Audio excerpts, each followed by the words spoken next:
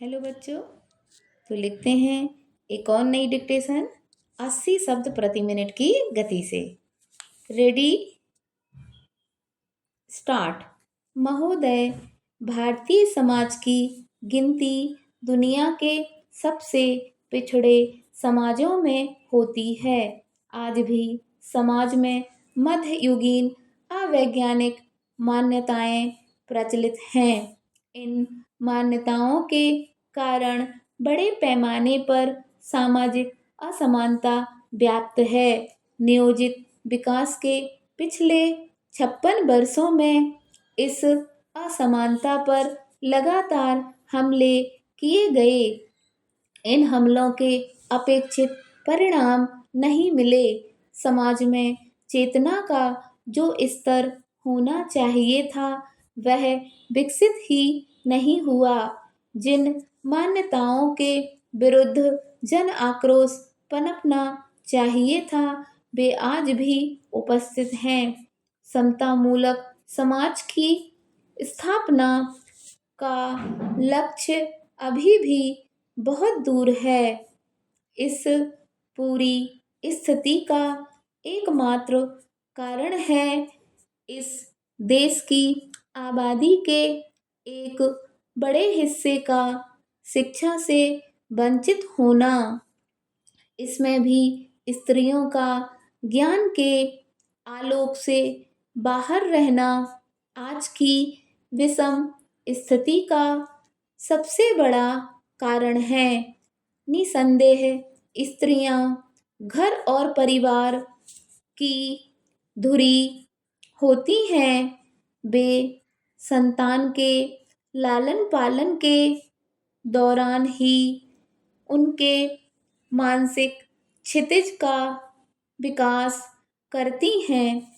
पढ़ी लिखी माँ परिवार के अन्य सदस्यों व संतान को ऐसे संस्कार देगी जो आस्था से नहीं तर्क से निपुण होंगे।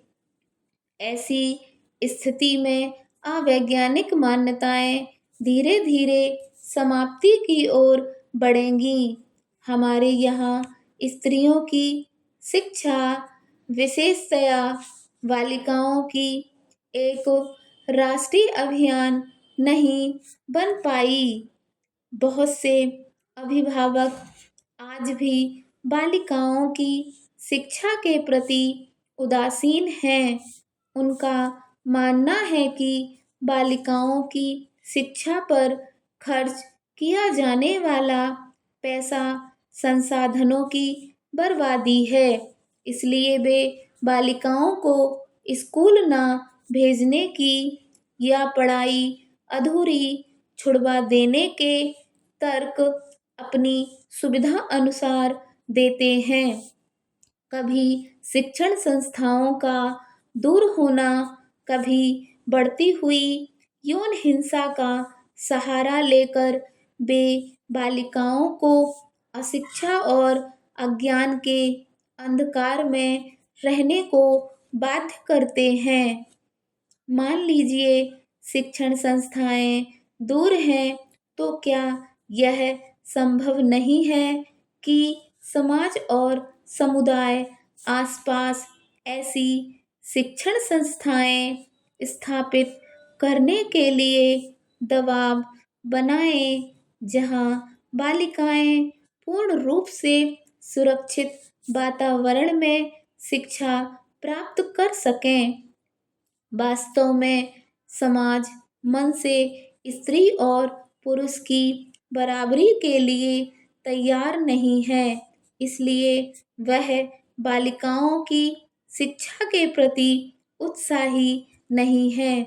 समाज यह अनुभव ही नहीं करता कि बालिकाओं की शिक्षा बेहतर समाज बनाने की एक अनिवार्यता है। तमाम प्रचार अभियानों के बावजूद बालिकाएं स्कूल नहीं आती हैं। पढ़ाई लिखाई के संसाधन उपलब्ध होते हुए भी बालिकाओं की शिक्षा में अपेक्षित वृद्धि नहीं हो पा रही है और यह अत्यंत खेद का विषय है। पैरा स्वामी विवेकानंद ने कहा था, आप मुझे शिक्षित और सुसंस्कृत स्त्री शक्ति दो, मैं देश की किस्मत बदल दूंगा। क्या स्वामी जी का यह कथन महज एक हवाई आदर्श था? ऐसा नहीं है। स्वामी जी एक अनुभव कुशल व दूरदृष्टा राष्ट्र नायक थे। उन्हें स्त्री शक्ति की भली भांति पहचान थी। उनके कथन से यह बात पूरी तौर से आईने की तरह साफ है कि महिलाओं के शिक्षित और सुसंस्कृत होने से ही कोई समाज व देश सही मायने में विकास कर सकता है। विकास से जुड़े अनेक राष्ट्रीय व अंतर्राष्ट्रीय संगठनों ने भी महिला शिक्षा की तरफ विशेष ध्यान दिए जाने का सबल आह्वान किया है। अब तक महिलाओं की समस्याओं को समझने, उनके निदान सुझाने व महिलाओं के जीवन में अपेक्षित सुधार लाने की दिशा में 4 अंतर्राष्ट्रीय सम्मेलन आयोजित किए जा चुके हैं तथा ना जाने कितने राष्ट्रीय सम्मेलनों में महिला समस्याओं पर गहरी चिंता व्यक्त की जा चुकी है। महिलाओं को सामाजिक न्याय देने, उनका पिछड़ापन दूर करने तथा उन्हें विकास की मुख्य धारा से जोड़ने की दिशा में कई समितियां, आयोग गठित किए जा चुके हैं। उनकी रिपोर्ट भी सामने आ चुकी है, परंतु निष्कर्ष वही ढाक के 3 पात।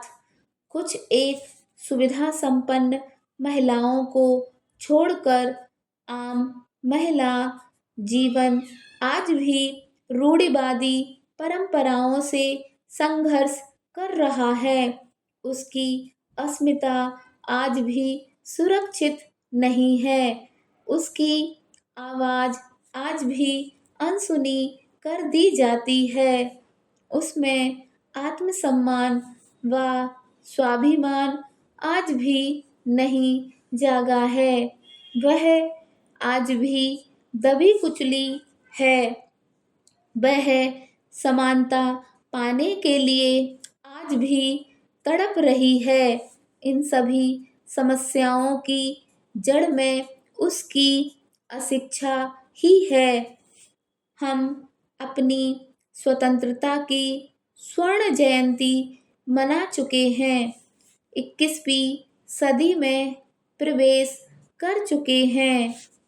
हम वर्तमान शताब्दी के प्रथम 2 दशकों में शिक्षा, स्वास्थ्य, रोजगार व आवास जैसे सुनहरे सपने साकार करना चाहते हैं, परंतु आधी जनसंख्या को नजरअंदाज कर सपनों को साकार नहीं किया जा सकता है।